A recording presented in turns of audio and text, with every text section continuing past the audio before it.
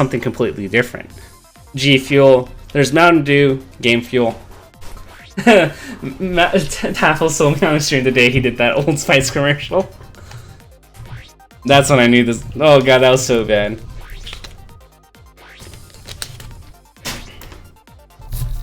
I can't chill.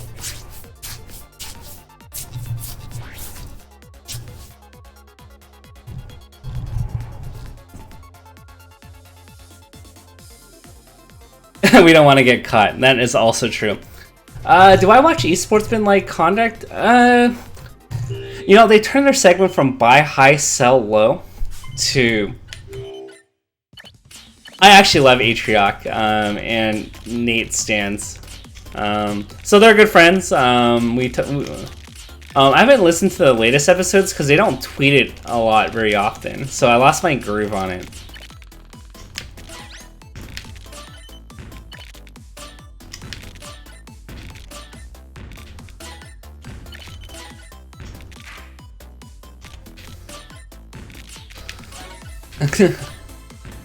You know what's really sad? Actually, Mountain Dew had a campaign for Twitch partners where you just you don't even have to do anything. You just have to have a can of the Mountain Dew Amp Game Fuel and talk about it, and you get money. And the funny enough, CLG is already sponsored by Game Fuel, so I could have just grabbed the can from work and just done the stream or normal stream with a G Fuel can or Game Fuel can, and I would have made money. But I was way too lazy to do it.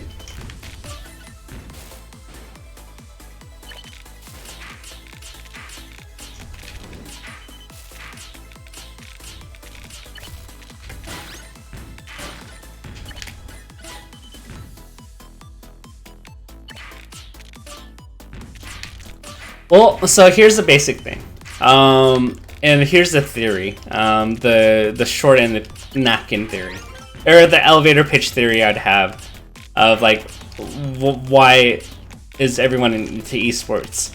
So a little known fact, a lot of the NBA players in the 60s and whatnot, they actually worked ordinary jobs because there wasn't enough money. So you'd see actual NBA players during the off season. They worked in grocery stores. They painted houses during the off season because there just wasn't enough money to have a living salary. But eventually, it grew into a very profitable league with revenue. So what people are thinking is, well, sports was once like this, and look at how it panned out. It's a very successful industry. We look at esports, and we kind of go, well, it's growing. It's getting bigger. We can't deny that. Viewership increases a sizable amount every year. Maybe it's not like the scale of Chinese numbers, but it's growing. And the question of how much it's growing, we're not sure, but we know people love to play video games. We know more and more now than ever that people love to watch people play video games. People like to watch streams of people playing video games. It's that's just the reality we live in today. So now that we have an industry where we know for a fact people want to watch watch content from it, we know that one day this might turn into something profitable. That there can be a whole industry made based on people watching other people play video games.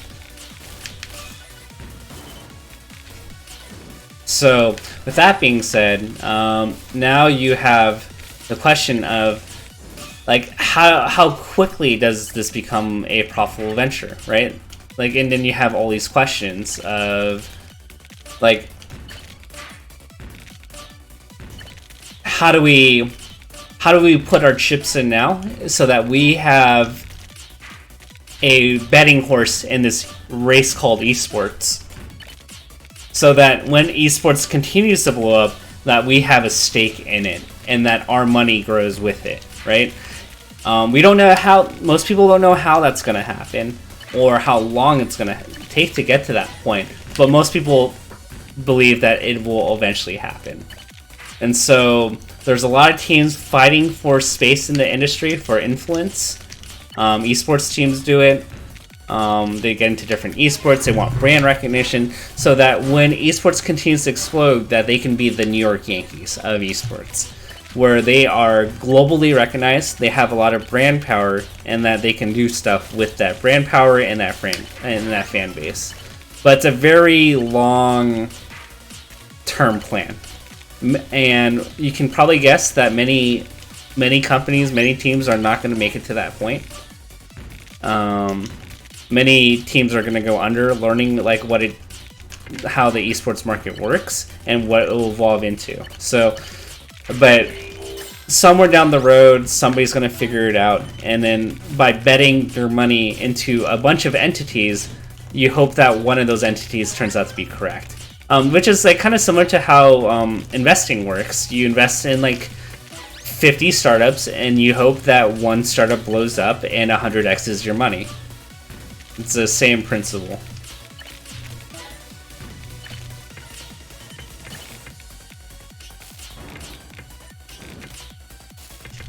It might be niche, but the fact of the matter is that even big, as Mark Cuban would say, big niches are still very marketable and they're still very profitable. CLG win.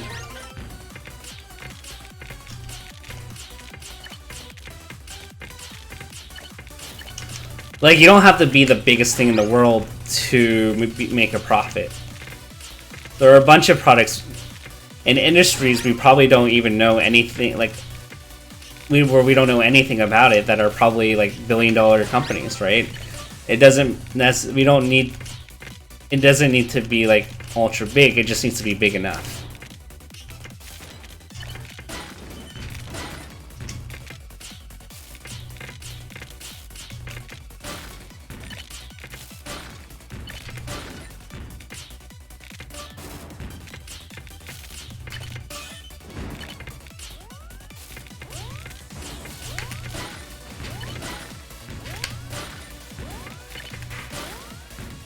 Oh, I love SB Nation's new content.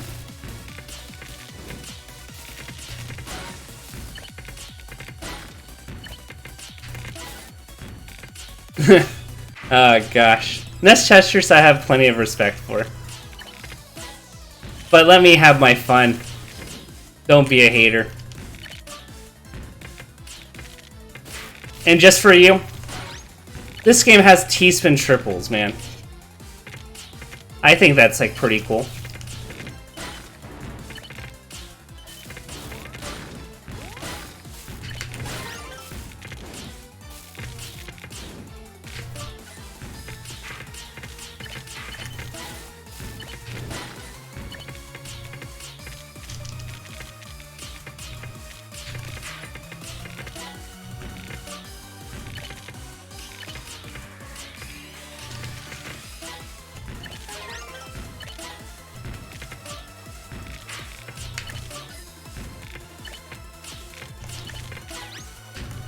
So yeah.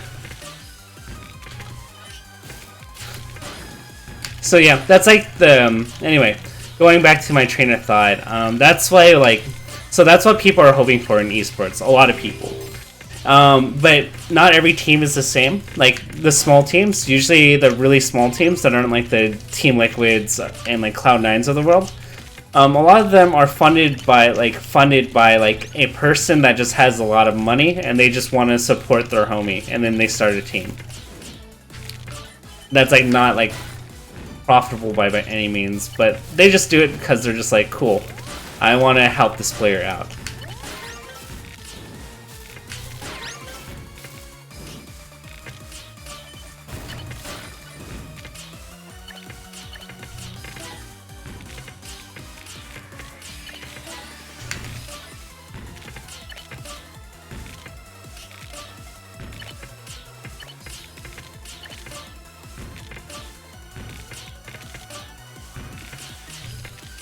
MEG. That has a slew of interesting stories there, which, just for the sake of not wanting to induce drama, I'm not going to say anything.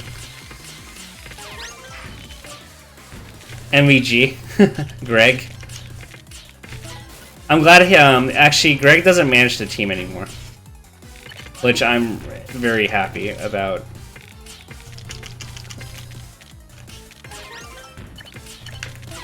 This was like a lobby where a lot of people did a lot of damage.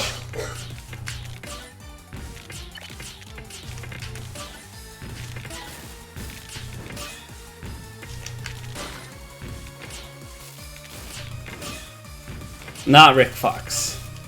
Rick Fox is a part of Echo Fox, not MVG.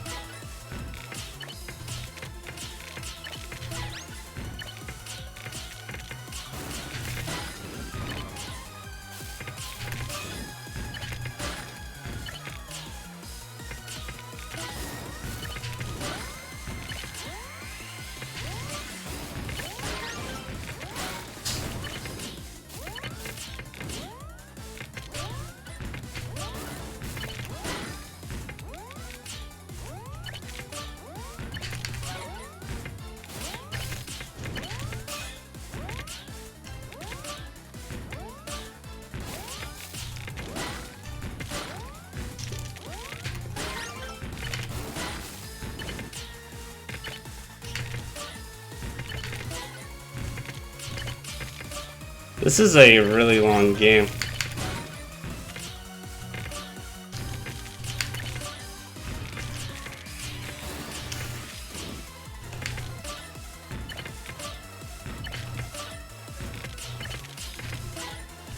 Alright, there we go.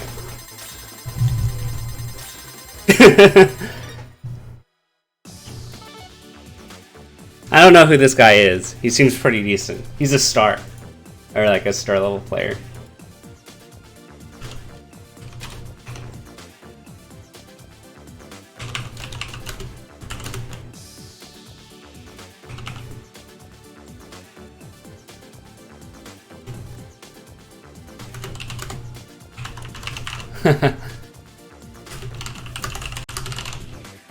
Wait, I had no bat. I was like wondering why he